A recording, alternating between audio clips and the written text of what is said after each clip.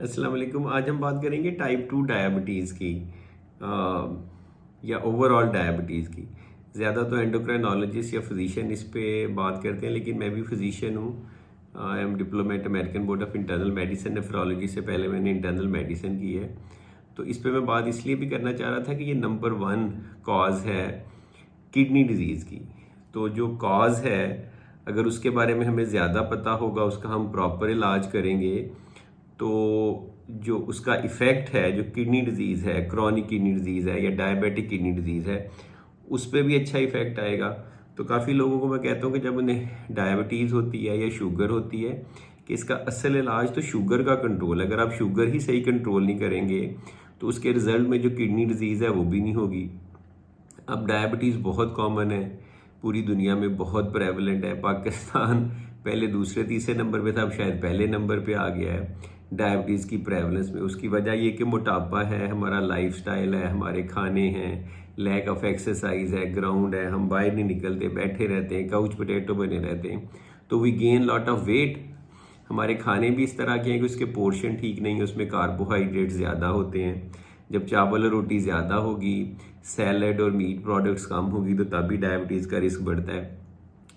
तो डायबिटीज़ पूरी दुनिया में बड़ी कॉमन है, पाकिस्तान उसमें नंबर 1 है। फिर डायबिटीज़ किडनी डिजीज़ की नंबर 1 कॉज है। इसको मदर ऑफ ऑल डिजीज़ भी कहते हैं कि सारी बीमारियों की जड़ या माँ यही है।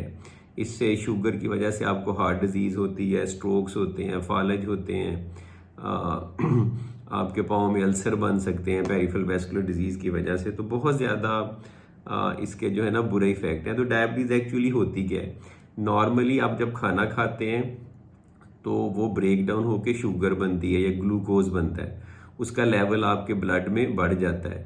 तो आपका पेनक्रियास जो है, लबलबा जो है, एक ऑर्गन है, वो इंसुलिन रिलीज करता है।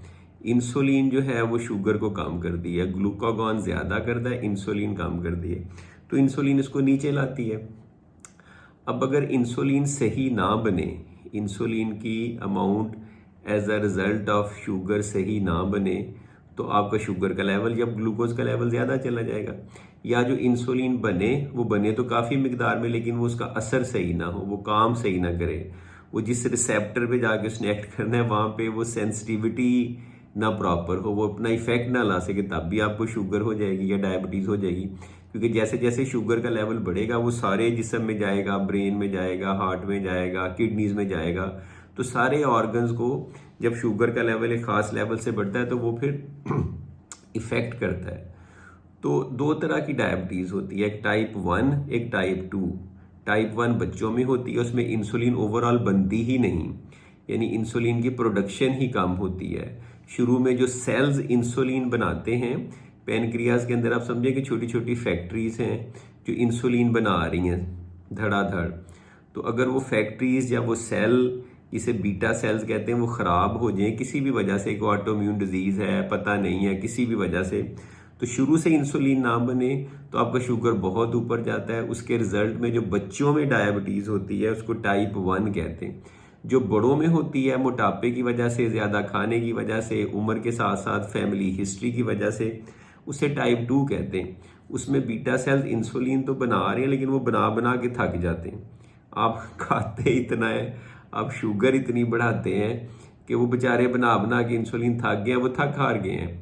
या वो इंसुलिन अभी भी बना रहे हैं, लेकिन वो आपके आगे मोटापे की वजह से, इंसुलिन के इफेक्ट में रेजिस्टेंस की वजह से, जिसे इंसुलिन रेजिस्टेंस भी कहते हैं, आपका वो इंसुलिन का इफेक्ट ही नहीं होता, तो आपकी शुगर नीचे नहीं जाती, आपकी शुगर ऊपर रही जाती है। तो ये जो इंसुलिन इनसेंसिटिविटी या रेजिस्टेंस की वजह से, कि इंसुलिन बन ठीक रही है लेकिन असर नहीं कर रही, वो टाइप 2 डायबिटीज़ है। वो बड़ों में होती है, 30, 40, 50 साल की उम्र में। उसमें इंसुलिन सही बन रही है, इसी वजह से उसकी ट्रीटमेंट में हम फिर टैबलेट्स, गोलियां देते हैं। जो टाइप 1 है, वो इंसुलिन के बगैर गुजारा ही नहीं हो सकता, क्योंकि उसमें इंसुलिन ही नहीं बन रही। इसमें इंसुलिन बन तो रही है, अब बाहर से और इंसुलिन देंगे, उसका इफेक्ट तो होगा, लेकिन पहले हम ऐसी टैबलेट्स देते हैं जिससे उसका कंट्रोल किया जा सके। तो अब क्वेश्चन ये पैदा होता है कि कैसे पता चले किसी को शुगर है? किडनी डिजीज़ की तरह बेस्ट है कि आप शुगर का टेस्ट करें फास्टिंग। अगर आपका फास्टिंग शुगर का लेवल जो है 126 से ज़्यादा आता है, मोर देन 126, 2 दफ़ा ऐसे होता है, तो आपको डायबिटीज़ है। या फिर हीमोग्लोबिन A1C का टेस्ट करें। हीमोग्लोबिन A1C का टेस्ट अगर आपका 5.7 से 6.5 के दरमियान है तो बॉर्डर लाइन है, मोर देन 6.5 या 6.5 है तो डायबिटीज़ है। इस तरह से डायग्नोज होता है, लेकिन हर बंदा हर वक्त टेस्ट तो नहीं कर सकता। तो अलामत क्या है? अलामत में बहुत अर्ली ऑन ये हो सकता है कि आपको सिर्फ थकावट हो, फटीग हो, आपको ना चीज़ें उस तरह से ना लगें, आप जल्दी थक जाएं, या हो सकता है कि आपका मुंह थोड़ा सा खुश्क होना शुरू हो जाए, क्योंकि जब शुगर ज़्यादा आती है तो मुंह खुश्क होता है, प्यास लगती है, आप पानी ज़्यादा पीते हैं। जब पानी ज़्यादा पियेंगे तो पेशाब ज़्यादा करेंगे, और जब पानी ज़्यादा पीते हैं तो कभी भूख भी ज़्यादा लगती है तो आप खाएंगे भी ज़्यादा। तो अगर मुंह खुश्क होता है, आप पानी ज़्यादा पीते हैं, पेशाब ज़्यादा आता है, थकावट हो जाती है, और आप खाते भी ज़्यादा है, कभी कभी वेट गेन हो जाता है, तो ये सारी अलामत हो सकती हैं डायबिटीज़ की। और अगर इसको आप अनकंट्रोल छोड़ दें, कंट्रोल ना करें, तो आपको ऊपर से शुरू हो जाए तो फालज हो सकता है, यहाँ पे करोटिड आर्टरीज है उसमें इफेक्ट हो सकता है, आईज पे इफेक्ट हो सकता है, ब्लाइंड हो सकते हैं, हार्ट अटैक हो सकता है, नीचे किडनीज है, किडनी पे इफेक्ट हो सकता है, लोअर लेग्स में वेसल्स हैं, वहाँ पे पेरिफेरल वेस्कुलर डिजीज हो सकती है। तो दुनिया के आप क्या सारे के सारे ऑर्गन इफेक्ट हो सकते हैं। ये सारी कॉम्प्लिकेशंस तो है अगर काफ़ी अरसे से आपको शुगर रहती है, क्रॉनिक कॉम्प्लिकेशंस इन्हें कहते हैं, कि diabetes is there, sugar is there for a long period of time, तो आपको सारे ये मसले हो रहे हैं। लेकिन एक्यूटली भी हो सकता है कि सडनली आपका शुगर लेवल इतना ज़्यादा जा सकता है कि आप कोमा में जा सकते हैं। टाइप 2 वालों में इस कंडीशन को हाइपरऑस्मोलर स्टेट कहते हैं। टाइप 1 वाले डायबिटिक कीटोएसिडोसिस में जा सकते हैं, बहुत ज़्यादा एसिड इकट्ठा हो जाता है, बहुत ज़्यादा पेशाब आता है, डिहाइड्रेशन होती है, आप कोमा में जा सकते हैं। इसी तरह से कभी कभार आप ट्रीटमेंट लेते हैं, वो ज़्यादा ले लेते हैं, खाया कम होता है, शुगर ड्रॉप हो सकती है, हाइपोग्लाइसीमिया हो सकता है। तो कुछ क्रॉनिक कॉम्प्लिकेशन है कि डायबिटीज़ सालों से है तो सारी होती हैं, जैसे फालज, हार्ट अटैक, गुर्दे फेल होना है। और कुछ एक्यूट कॉम्प्लिकेशंस है, एक्यूट कॉम्प्लिकेशन होती है कि फौरी तौर पे शुगर बहुत ज़्यादा, बहुत कम होने से जो मसले मसाइल हो सकते हैं, ज़ख्म जिस्म में ऐसे हो सकते हैं, उनकी हीलिंग इफेक्ट हो सकती है। तो अब ये क्वेश्चन राइज होता है कि आपने डायग्नोज कर लिया, सिम्टम टाइप्स पता चल गई, अभी चूंकि नंबर 1 कॉज है, हमने इससे बचना है, तो बचें कैसे? तो बचना बड़ा आसान है, वज़न कंट्रोल रखें। अगर मुझसे फिर पूछेंगे तो वज़न कंट्रोल रखें, वज़न कंट्रोल रखें।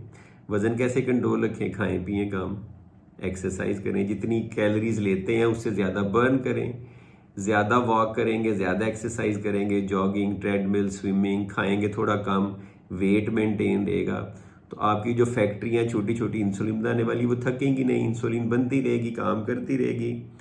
तो डाइट बड़ी इंपॉर्टेंट है, वॉक और एक्सरसाइज बड़ी इंपॉर्टेंट है, वेट लॉस बड़ा इंपॉर्टेंट है। कुछ खास तरह की डाइट्स भी आप कर सकते हैं जो लो कार्बोहाइड्रेट्स वाली होती हैं, जैसे एटकन्स थी, फिर कीटो डाइट है, there are so many diets आप कर सकते हैं वेट लूज करने के लिए, उससे आपको डायबिटीज होने का चांस जो है कम हो जाएगा।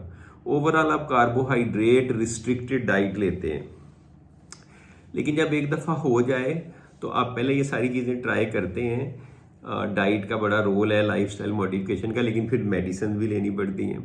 जो टाइप 1 है उसमें तो इंसुलिन ही लेनी है।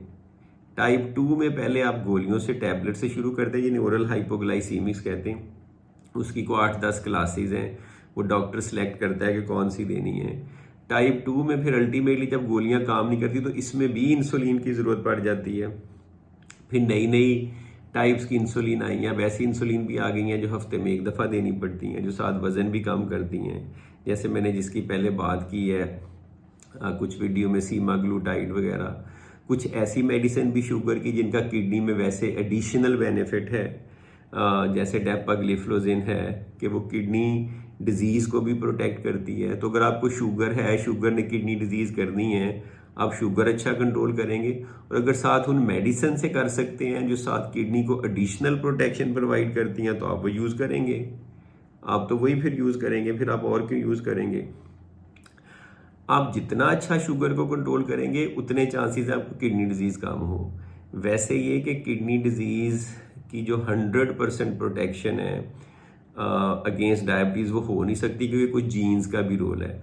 अगर आपकी फैमिली में किसी को शुगर थी और उसने गुर्दों को इफेक्ट किया था, तो आपके गुर्दे इफेक्ट होने का चांस आम लोगों से ज़्यादा है।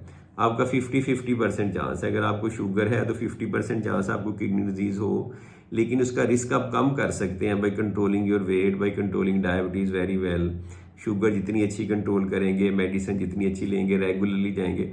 और सबसे अहम ये कि अगर शुगर हो गई है, ये मेरी वीडियो का एंड भी है और आपके लिए सबसे बड़ी जो है ना वो टिप भी है मेरे ख्याल में।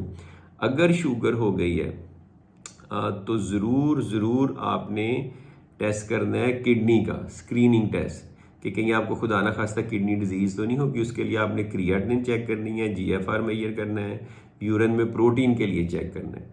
क्योंकि अगर आप अर्ली स्टेज में इसको कर लेंगे डिटेक्ट, तो इस स्टेज में रिवर्स हो सकती है, अच्छा शुगर का कंट्रोल करके कुछ ब्लड प्रेशर की दवाइयों के साथ।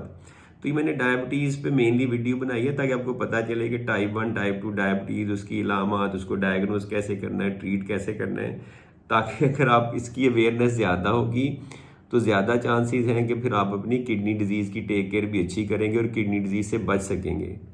तो बताइएगा कैसी लगी। मैं मेडिसिन के टॉपिक्स पे वीडियो बना सकता हूँ।